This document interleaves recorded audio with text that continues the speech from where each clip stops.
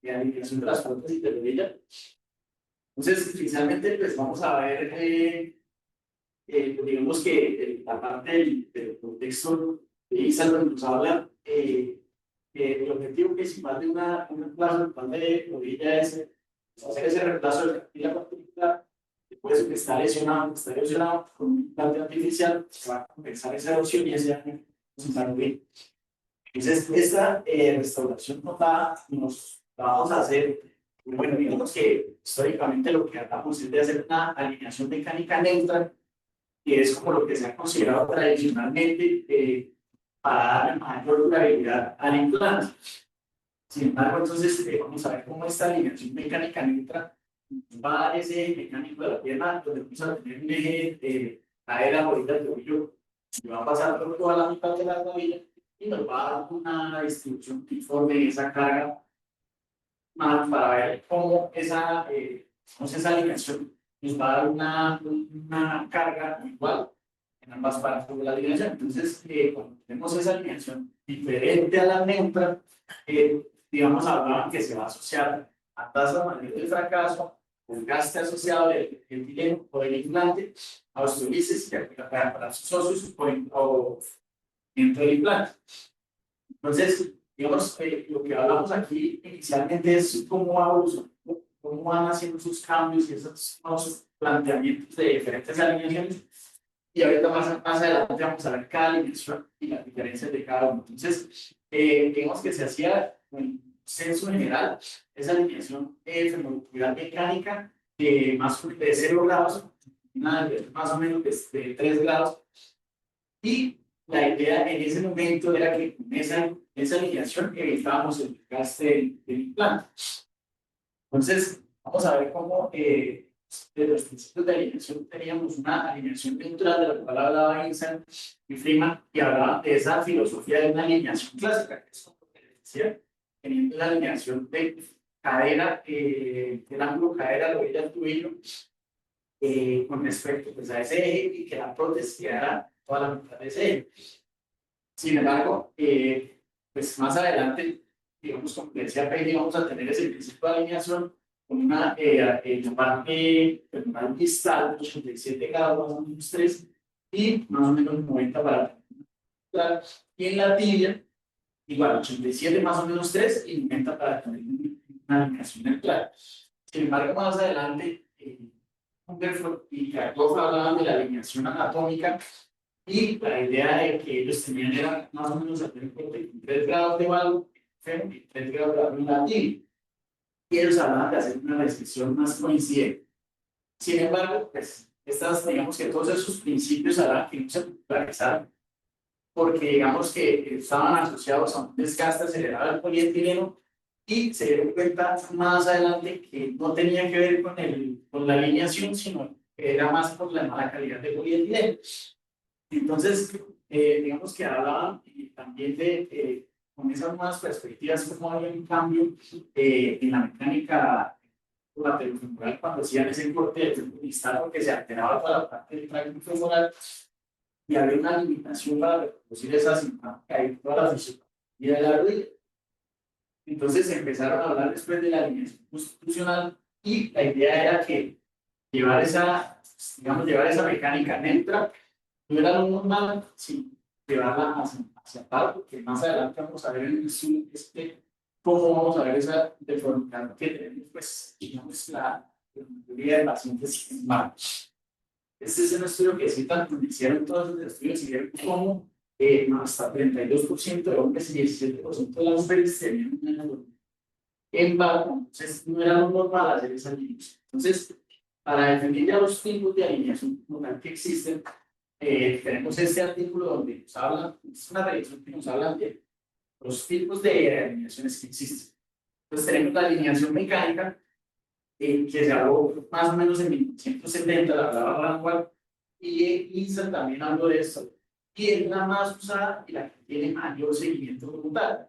Entonces esta alineación mecánica lo que va a hacer es dejar esa extremidad del neutro a 0 grados, más o menos de 3 grados de diferencia, teniendo cortes iguales de 90 grados en el fémur y 90 grados en la tibia, buscando un eje cadera, rodilla, tobillo de 180 grados y teniendo esa extremidad neutra. Entonces, lo que hablaban es que en este estudio esa es el nivel estándar que tenemos para hacer esas alineaciones en la parte de la trasera derecha.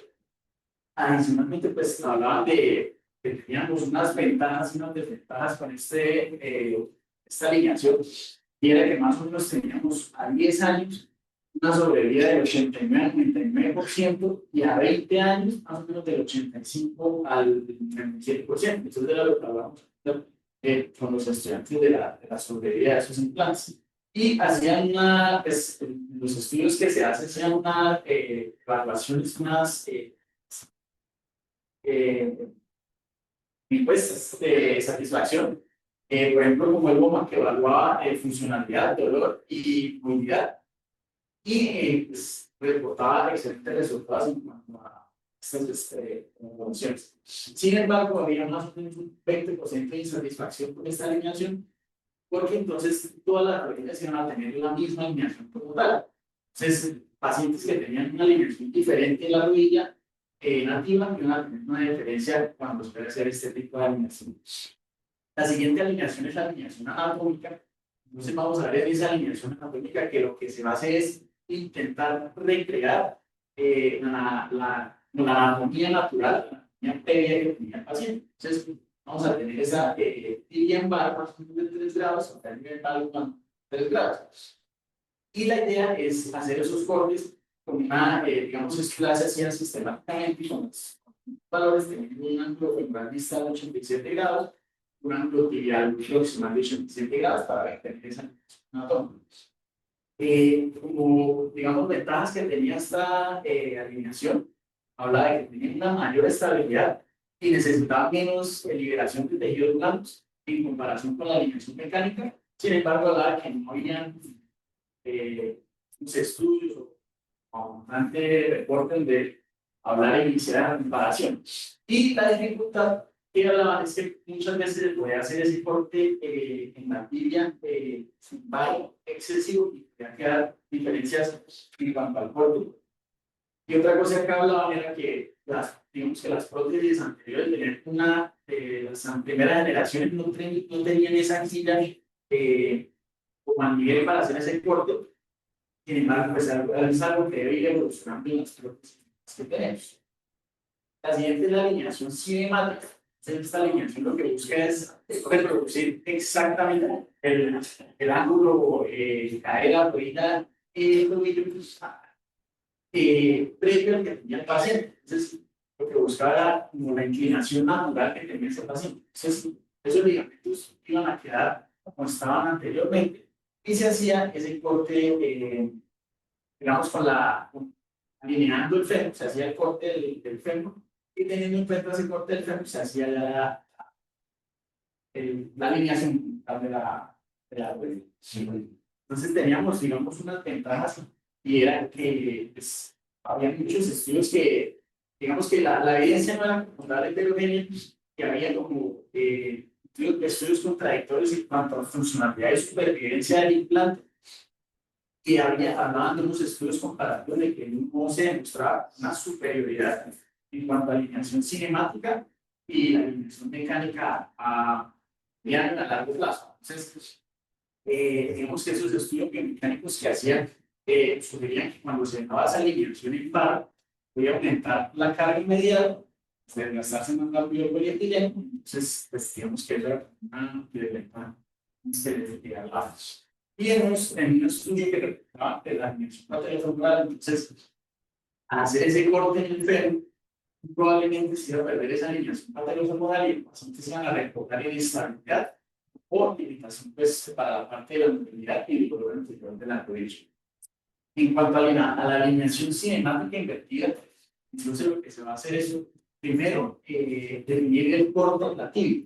Dependiendo del corte que se haga en la tibia, vamos a tener unos cortes de la tibia y ahí se va a hacer el ajuste, dependiendo en la flexión y extensión, el corte del fémur para tener esa alineación. Entonces, teniendo en cuenta ese corte, vamos a tener unas zonas seguras y unos valores.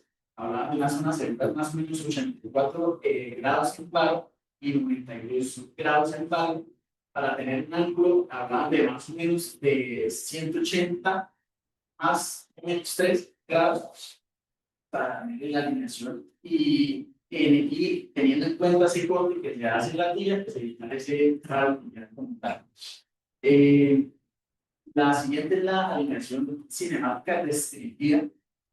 Esta alineación lo que buscan es respetar como tal la anatomía del paciente, respetar esa alineación y la anatomía que tenía previamente, pero teniendo unos rangos seguros como tal para hacer los cortes. Entonces lo que intentaban era hacer ese corte respetando el ángulo femoral distal lateral nativo que tenía el paciente y, digamos, reproducir esa anatomía que tenía el paciente en el momento preartrítico, ¿sí? Entonces, igual tenían estos rangos a considerar, mantener el ángulo, como les decía, cadera, rodilla, tobillo de más o menos 3 y definir el ángulo femoral distal lateral y el ángulo tibial, perdón, el ángulo, sí, el ángulo tibial, sí, femoral distal, dejándolos más o menos 5 grados de desviación para no perder esa alineación que tenía el paciente y dejarlos en un rango seguro.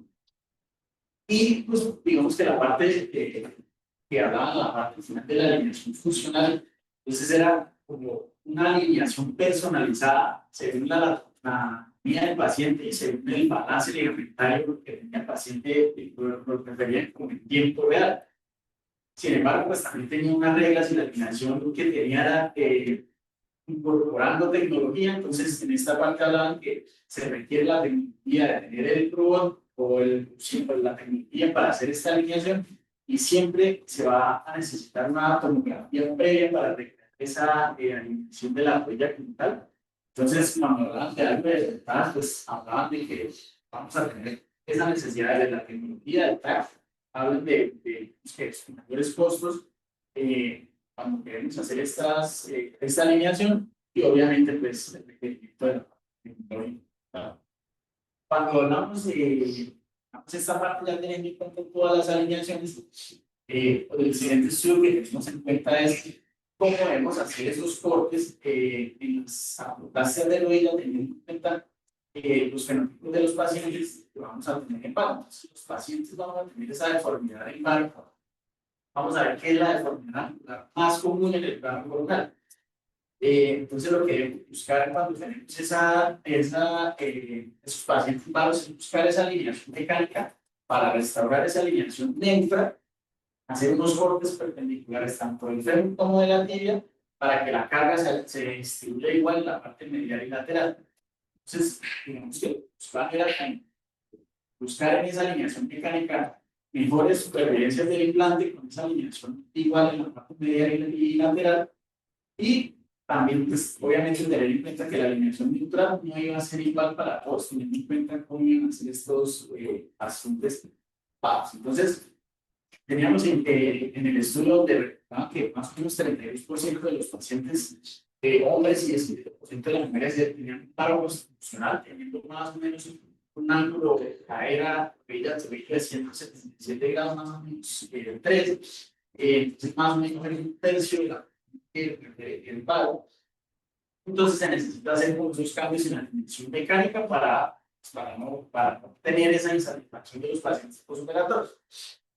Entonces, lo que hablaba Hirschman y colaboradores era que teníamos esos fenotipos funcionales de la rodilla y hablaba que más o menos a un 5% de estos pacientes se puede hacer una alineación mecánica análoga a la rodilla que tiene el paciente de la deformidad. 20% se puede hacer una alineación anatómica y más o menos el 51% de los pacientes se puede hacer una alineación cinemática restringida. Entonces, esa alineación cinemática restringida, entonces busca una cinemática más natural para llevar esa rodilla a como era en el momento preartrítico. Pues pusieron en parte de las alineaciones.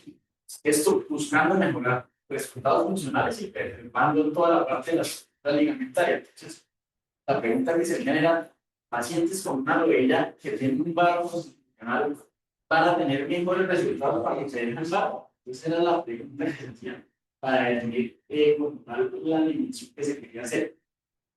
Entonces, este estudio, la base de los métodos, pues quisieron hacer unas mediciones teniendo en cuenta el ángulo frontal anatómico, el ángulo tibial anatómico, y teniendo en cuenta ese ángulo de cadera orbital. Entonces definieron con estos valores cuándo era bajo, cuándo era bajo, y además pues, decían que el cambio de músculo, la orientación articular, iba a ser equivalente más o menos a 1 milímetro de corte y el desplazamiento del punto distal. Entonces, tener en cuenta que esos 3 grados de los que hablamos cuando se hace el cambio de la orientación van a ser el mismo valor que se va a tener en cuenta en el corte del punto distal. Entonces, aquí hablaba ya de la parte de los fenotipos en paro. Entonces, vamos a ver cómo tenemos esos pacientes cinco fenotipos diferentes. Teniendo en cuenta el fenotipo 1, donde vamos a tener un fémur que va a ser paro y una tibia que va a ser paro. En el segundo fenotipo, que es uno de los más frecuentes, vamos a tener ese fémur que es paro, una tibia normal, sin embargo, claro, este va a salir una desviación en paro. El fenotipo 13, que es el 2 y 3 de los más comunes, vamos a ver cómo tenemos el fémur normal, no tiene un metra, una tibia para también salir de la serie. Estas medidas todas son las medidas que donde miden tanto el fémur eran como una pista que eran mal y el ángulo era ya estoy en la tipo 4. Vamos a ver que tenemos un fémur normal y una tibia normal. Sin embargo, esta alineación que está unido del fémur y la tibia me da paro que es levemente, es muy leve, pero es un paro global. Y el fenotipo 5, donde vamos a tener el fémur que es oval y la tibia que es bar, entonces va a ser un bar mixto, pero está pensado por los dos. Entonces, en este estudio, lo que digamos que la parte más importante y lo que buscaban era cómo definir esos formas en la parte de la teoría. Entonces, tenían en cuenta, igual, ya esta es la misma imagen anterior, pero entonces vamos a ver cambios al liquidar la parte de la teoría teniendo en cuenta si el fémur es bar, si la tibia es bar, o si tenemos un bar total global que ambas partes de la red. Entonces, para qué lo decía, para qué lo referían de estos tipos es cómo hacer esos cortes en en la parte central, en la parte tibial. Entonces, el artículo nos habla de la alineación mecánica, la alineación anatómica y la alineación de.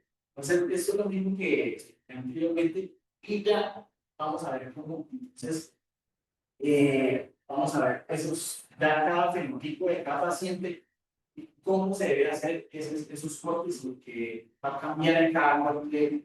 Entonces, en el fenotipo 1, que es tener un fémur para una tibia barata, nos hablaban de hacer las diferentes alineaciones. Entonces, tenemos en la primera imagen una alineación mecánica, donde la idea es llevar ese ángulo de cadera de tobillo a 180 grados. Entonces, lo que se hace es un corte en la parte vertical más o menos de 6 milímetros de la tibia, en la parte lateral más o menos de 3 milímetros del fémur, para llegar a esa alineación y esos cortes a 90 grados. Cuando queremos buscar la alineación anatómica, igual buscamos un índice de 180 grados en la parte de cadera de tobillo y aumentando más o menos 3 milímetros en la parte medial de la tibia y aumentando más o menos 6 milímetros en la parte lateral del fémur. Esto para lograr los cortes de la alineación anatómica. En la parte de la alineación cinemática de establecimiento, si lo vamos a buscar es más o menos, aunque hacer el corte 1 milímetro lateral del fémur, y en la parte de la tibia, y en la parte cinemática, que hablaba, tenemos que buscar que esa rodilla quede similar o igual a la tibia, porque se hacen cortes iguales, no alterar la línea de articulación, porque en la parte articular del fémur y de la tibia. En el fenotipo 2, donde vamos a tener un fémur para una tibia normal, vamos a buscar esas 3 formas de hacer esa alineación, la mecánica, la anatómica y la cinemática. Entonces, igual, en cada parte del fenotipo vamos a hablar cómo se hacen esos cortes Y el artículo nos explica cómo hacer este cuerpo para tener una alineación mecánica, la alineación anatómica y esa alineación cinemática restringida que es en la artículos. Entonces, aquí lo que buscamos es hacer un corte en el trémulo de 0 grados o de 90 por perpendicular y en la tibia pero buscando un corte más o menos 3 milímetros en la parte medial de la tibia. Cuando buscamos hacer una alineación anatómica, en este fenotipo, entonces buscamos hacer un corte en el fémur, en la parte lateral, más o menos de 3 milímetros, dejando esa tibia con un corte anual, porque tenemos que la tibia tiene una alineación normal. Y cuando buscamos pues, hacer la cinemática, buscamos el corte total de la tibia no estaba y el efecto estaba para buscar más o menos una alineación en el ángulo aéreo, ya tuvieron más o menos 170 grados, buscando si restaurar, como teníamos la parte articular de esa rodilla cuando buscamos la alineación cinemática restrictiva. Y así vamos a ver cada uno. Entonces, el fenotipo 3, tenemos un fémur normal, una tibia vara, y cuando vamos a buscar cómo en la alineación mecánica hacemos el corte, tanto en el fémur como en la tibia, buscando hacer esos cortes, buscando 90 grados, esa alineación es 180 de la cadena del tobillo. Y el eje anatómico, vamos a ver, tenemos ese fémur normal, el fémur normal, vamos a ver un corte lineal, 90 grados, y la tibia se por la parte externa, de 3 milímetros. En la alineación cinemática restringida, hacemos corte la tibia, en el fémur, perdón, en la parte lateral, en la tibia, en la parte medial, para lograr esa alineación de más o menos 78 grados en el eje lateral del tobillo. Y la cinemática siempre vamos a ver, la cinemática siempre vamos a ver cómo buscar restaurar igual la alineación que teníamos previamente la rodilla nativa.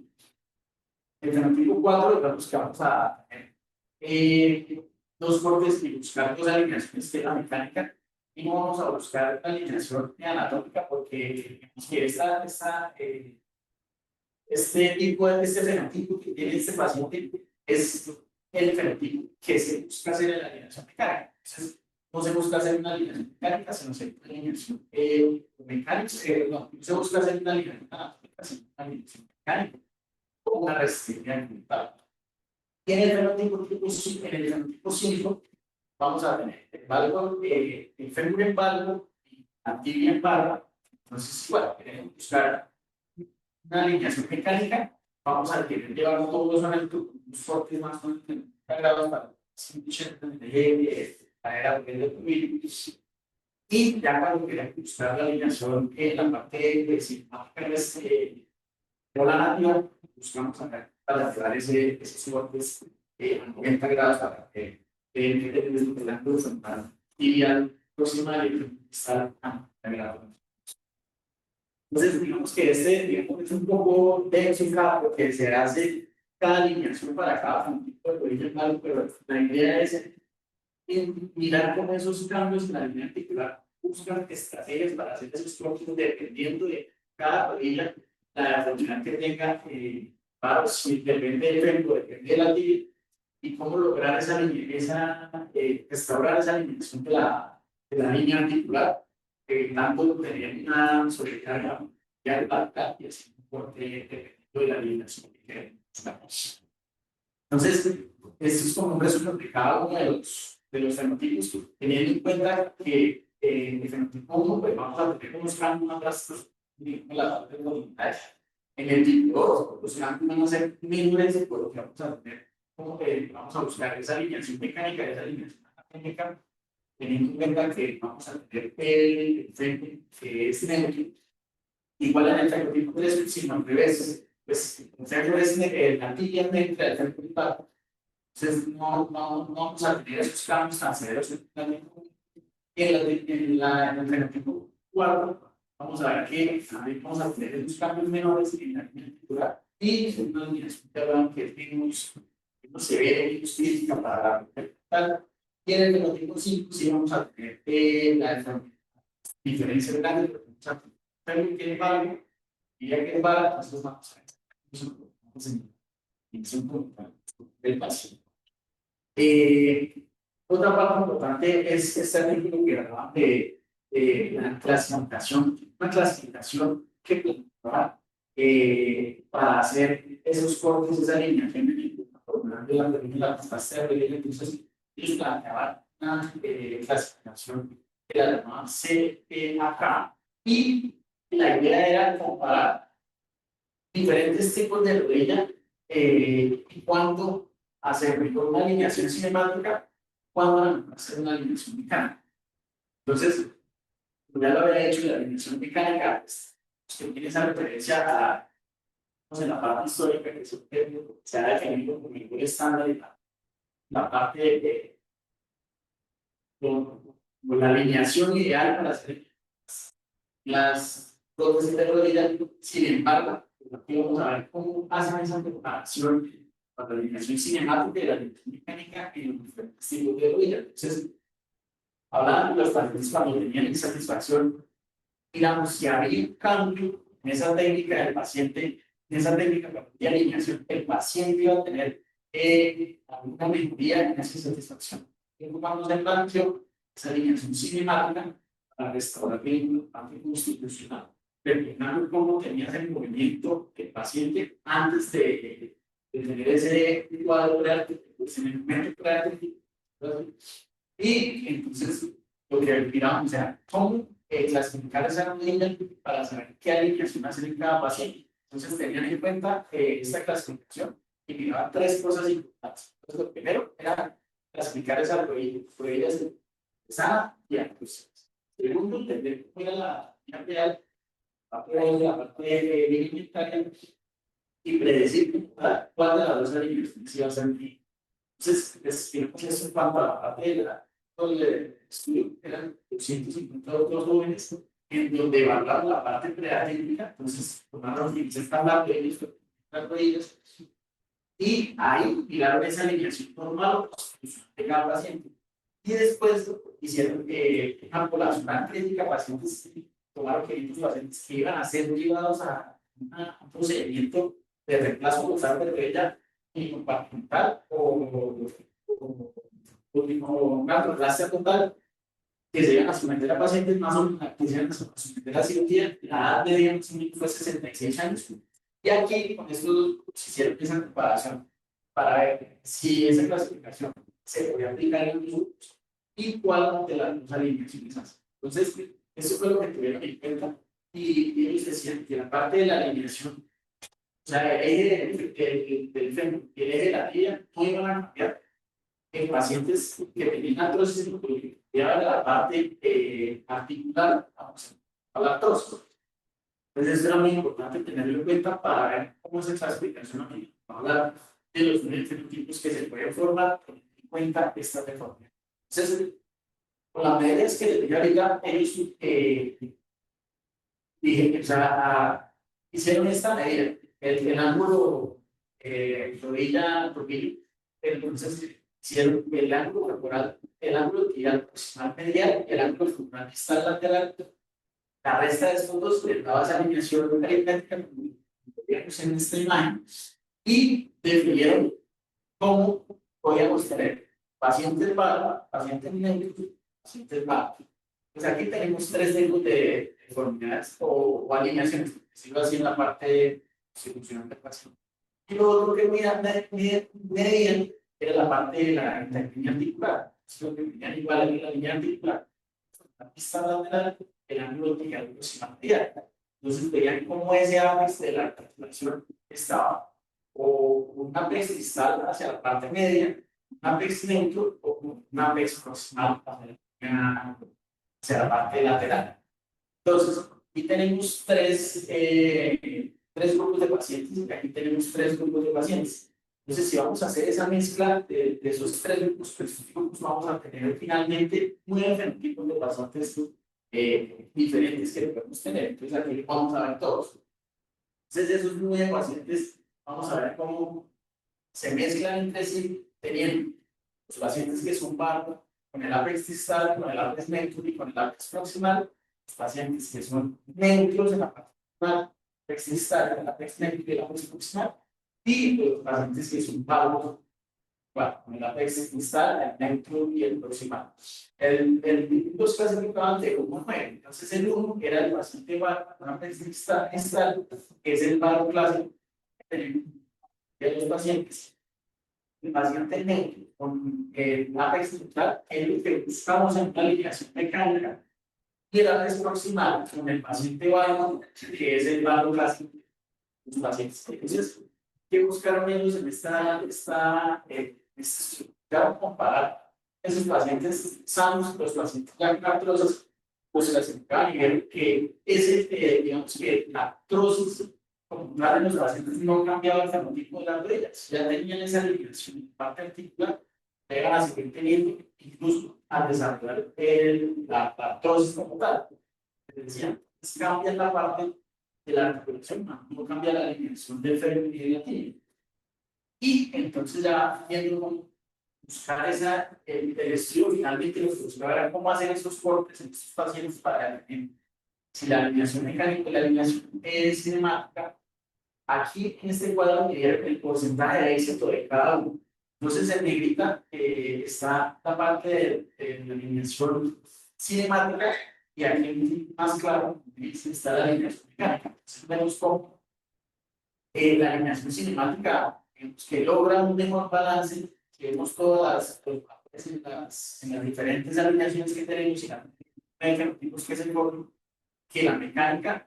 Sin embargo, la única que sí cambia la parte que la alineación mecánica funciona, ¿no? Porque es la que busca esa alineación mecánica. Es la parte de esa alineación coronal dentro y el APS que es esta que es dentro. Y esos, digamos, son los tres estudios importantes que tenemos para definir tanto la alineación de los pacientes que tienen algo y definir alineación cinemática versus alineación mecánica.